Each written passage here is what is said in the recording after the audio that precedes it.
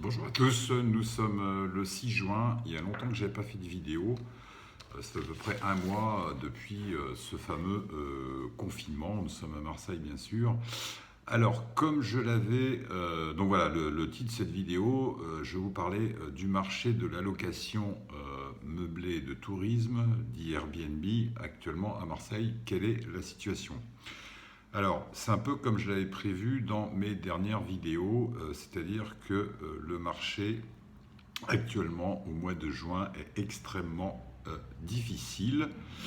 Les très beaux appartements comme celui-ci, dans lequel on a fait les travaux qu'on va me donner en gestion, sont désespérément vides. Ça, c'est des petits appartements sans prétention.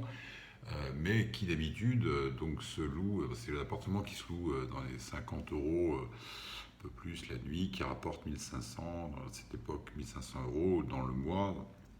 Et là, rien, franchement, il n'y a rien, ils sont désespérément vides, il n'y a pas de Chinois, il n'y a pas d'Américains, il n'y a pas d'Australiens, il n'y a pas de Brésiliens, il n'y a personne, et même pas de Français. Donc pas de touristes. Entre parenthèses, je profite de cette vidéo pour passer un petit coup de gueule contre ce qu'on entend beaucoup, notamment par certains élus. On parle de patriotisme local, patriotisme national. C'est pas avec ça qu'on fait du tourisme, ce n'est pas avec ça qu'on fait du business. Du tout, du tout, du tout. Actuellement, les seuls produits qui se louent sont les très beaux appartements avec terrasse ou les maisons avec piscine. Il y a une forte demande, mais ça, c'est pas facile à trouver. Les carnets de commandes sont meilleurs sur juillet et en août, et surtout pour les grands appartements et à forte capacité de couchage. Au niveau de l'offre Airbnb actuelle, je trouve qu'elle n'est pas adaptée à la situation. Absence de protocole sanitaire, entre parenthèses, je vous invite à lire les protocoles sanitaires des hôtels qui sont absolument draconiens. Je ne sais pas comment ils peuvent être appliqués, à moins de multiplier les prix par deux. Bon, j'avais déjà fait une vidéo par rapport à ça, mais ça se confirme.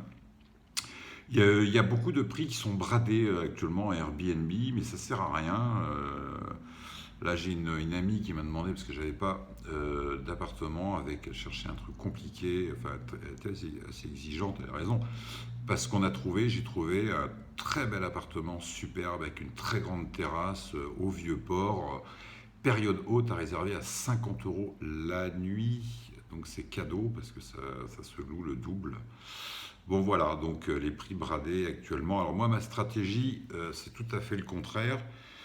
Moi, j'ai augmenté, quitte à pas louer aujourd'hui, j'ai augmenté tous mes tarifs parce que je pense que à partir de juillet, il y aura une concurrence qualitative beaucoup plus faible. Il y a beaucoup d'investisseurs qui vont et qui ont déjà jeté l'éponge, qui vont arrêter le Airbnb.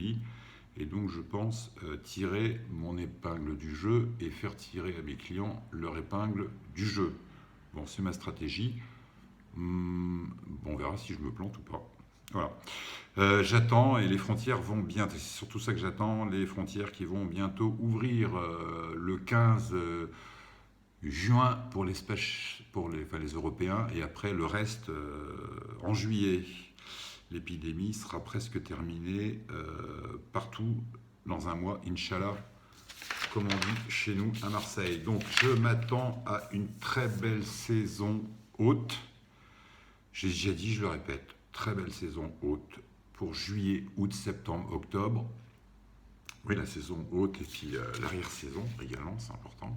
Il faut regarder, mais pas avec des locaux, pas avec des Français, avec tout le monde comme avant, sinon ça ne marchera pas. Voilà. J'en profite pour passer une petite annonce. Je recherche actuellement des grands appartements, terrasses en hypercentre à Marseille, hein, bien sûr, ou des maisons avec piscine. J'ai de la demande. Si vous en avez, vous m'appelez et par téléphone, par mail, par ce que vous voulez.